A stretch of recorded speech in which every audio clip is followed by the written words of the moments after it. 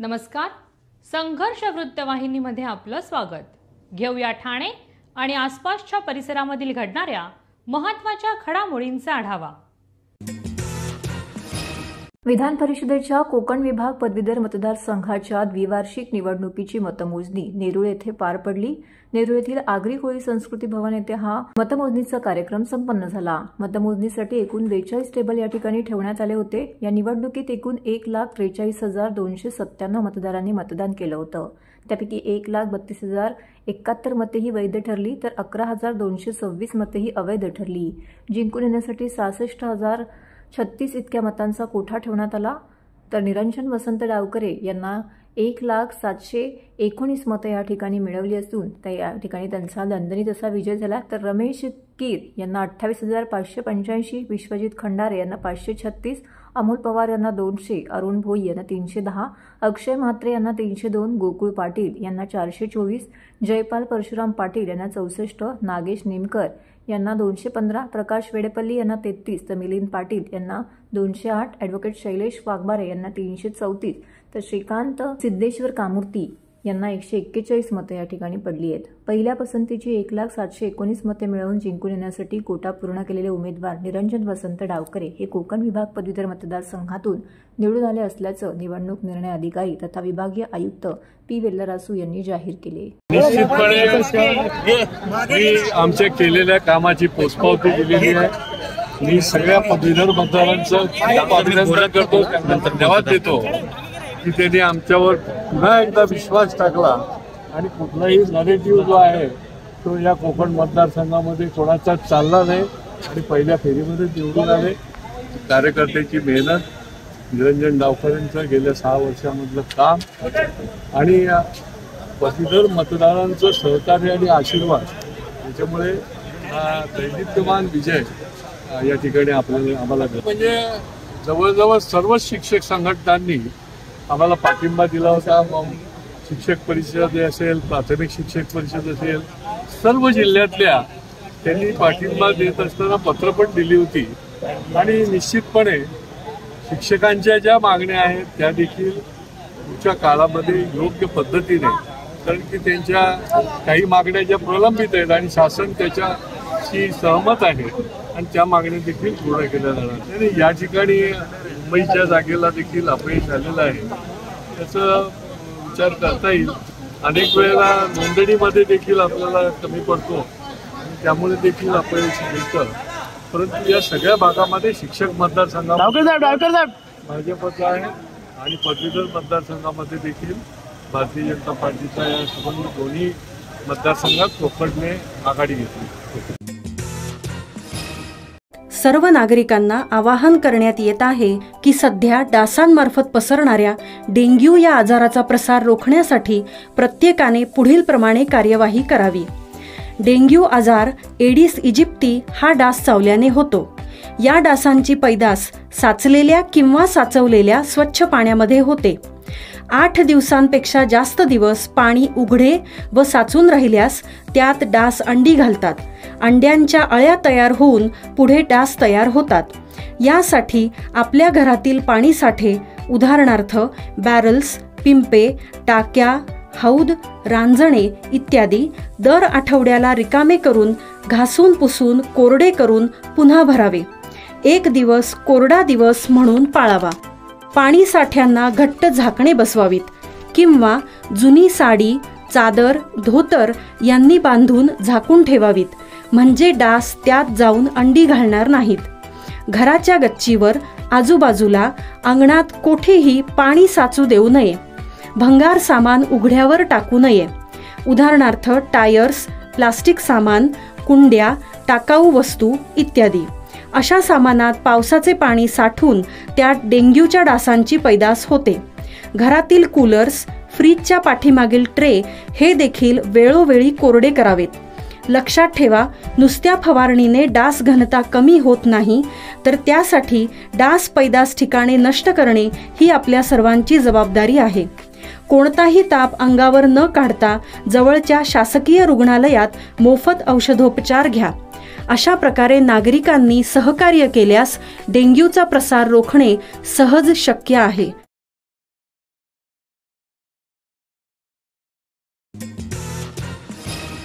ठाणे शहरातील जुन्या चाळी आणि झोपडपट्टीत राहणाऱ्या सर्वसामान्य जनतेला दिल्ली सरकारच्या प्रमाणे 300 युनिटपर्यंत वीज मोफत द्यावी यासाठी शिवसेना उद्धव बाळासाहेब ठाकरे पक्षाचे ठाणे जिल्हा प्रमुख केदार दिघे यांच्या नेतृत्वाखाली आंदोलन करून महाराष्ट्र विद्युत मंडळाचे अधीक्षक अभियंता युवराज मेश्राम यांना निवेदन देण्यात आले। शिवसेना पक्षप्रमुख उद्धव ठाकरे यांच्या आदेशानुसार हे आंदोलन करण्यात आले। सध्याच्या परिस्थितीमध्ये वीज दरवाढीमुळे नागरिकांवरती आर्थिक ताण येत आहे। जुन्या चाळी आणि झोपडपट्टीमध्ये राहणाऱ्या नागरिकांची आर्थिक परिस्थिती बेताची असते। अशा परिस्थितीमध्ये वीज दरवाढ जास्त असल्यामुळे आर्थिक भार वाढला असल्याचं निवेदनामध्ये त्यांनी सांगितलंय। तर वीज दरवाढ जास्त असल्याने लोकांच्या जीवनशैलीवरती त्याचा विपरीत परिणाम होत आहे। वीज हा एक मूलभूत गरज असून त्याची किंमत वाजवी आणि सर्वसामान्यांच्या आवाक्यात असावी। त्यामुळे ठाणे शहरातील जुन्या चाळी, गावठाण आणि झोपडपट्टी परिसरात राहणाऱ्या सर्वसामान्य जनतेला दिल्ली सरकारच्या धर्तीवरती 300 युनिट वीज मोफत द्यावी अशी मागणी या ठिकाणी तीव्र आंदोलन करण्यात आलेली आहे। तसेच मागणीचा विचार न झाल्यास आणखी तीव्र आंदोलन करण्याचा इशारा केदार दिघे यांनी दिला आहे। या प्रसंगी उपजिल्हा प्रमुख संजय गाडीगावकर, जिल्हा संघटिका समिता मोहिते, जिल्हा संघटिका आकांक्षा राणे, शहर प्रमुख प्रदीप शिंदे, शहर संघटिका प्रमिला भांगे, उपशहर संघटिका मंजिराई ढमाले, उपशहर संघटिका विद्या कदम, उपशहर प्रमुख सचिन चव्हाण यांच्यासह इतर विभाग प्रमुख, उपविभाग प्रमुख, शाखा प्रमुख महिला आघाडी येथे उपस्थित होते।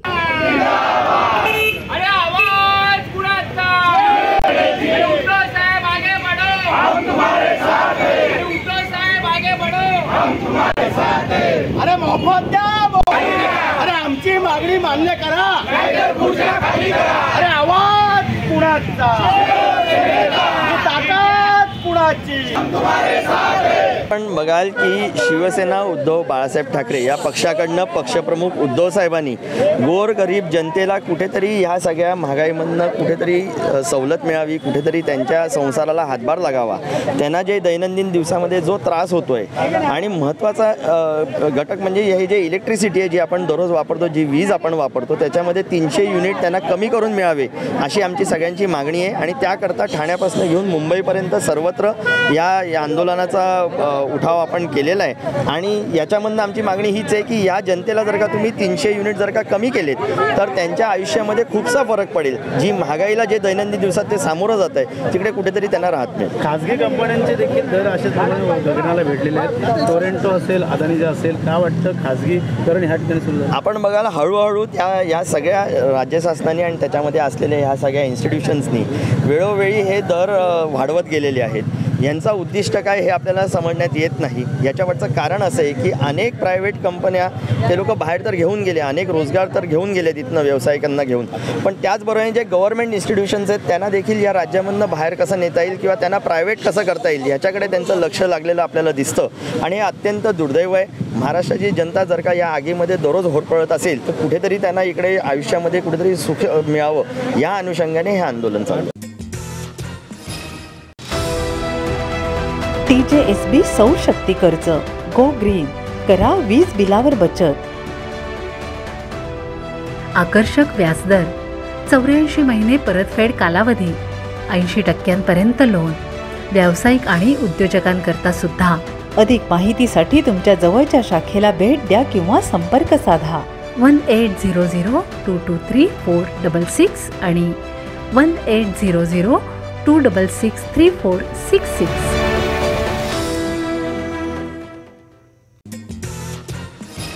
ठाण्यातील घंटा येथील ब्राह्मण शिक्षण मंडळात इंग्लिश मीडियम स्कूलच्या विद्यार्थ्यांनी रॅली काढून झाडे लावा, देश वाचवा असा संदेश दिलाय। पृथ्वीवर ग्लोबल वॉर्मिंगने तापमानामध्ये प्रचंड वाढ होताना दिसत आहे। पाऊस कमी पडत आहे, ऑक्सिजनची कमतरता निर्माण होऊन विविध आजार आता वाढत चालले आहेत। यासाठी एकच पर्याय आहे, तो म्हणजे वृक्षारोपण करणे आणि त्यांचं संवर्धन करणे, तर येणाऱ्या पिढीला वाढत्या तापमानाचा सामना करावा लागणार नाही। यासाठी ठाण्यातील घंटा येथील ब्राह्मण शिक्षण मंडळ इंग्लिश मीडियमच्या स्कूलच्या विद्यार्थ्यांनी कृषी दिनानिमित्त रॅली काढून झाडे लावा, देश वाचवा असा संदेश दिला। यामध्ये शाळेचे विद्यार्थी, कॉलेजचे विद्यार्थी, शिक्षक रॅलीमध्ये सहभागी झाले होते। शाळेतून निघालेली ही रॅली घंटाळी परिसरातून फिरून पुन्हा शाळेमध्ये संपली। या ठिकाणी मुलांनी वृक्षारोपण करून सर्वांनी झाडे लावा, देश वाचवा असा संदेश त्यांनी सर्वांना दिला आहे।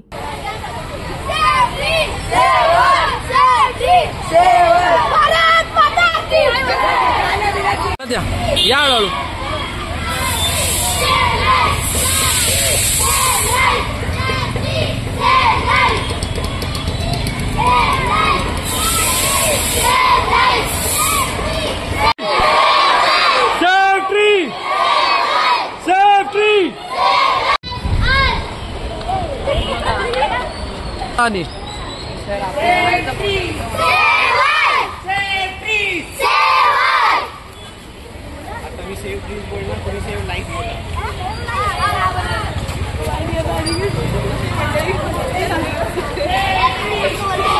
ब्राह्मण शिक्षण मंडळाच्या इंग्लिश मीडियम स्कूल व ज्युनियर कॉलेज तर्फे कृषी दिनानिमित्त आम्ही झाडे वाचवा ही फेरी काढलेली आहे. कारण तुम्ही बघतच असाल की भरपूर पाऊस पडतोय तरी सुद्धा उष्णता भरपूर आहे. तर त्यामुळे मुलांमध्ये झाडे लावण्यासाठी प्रवृत्त करण्यासाठी आम्ही फेरी आयोजित केलेली आहे.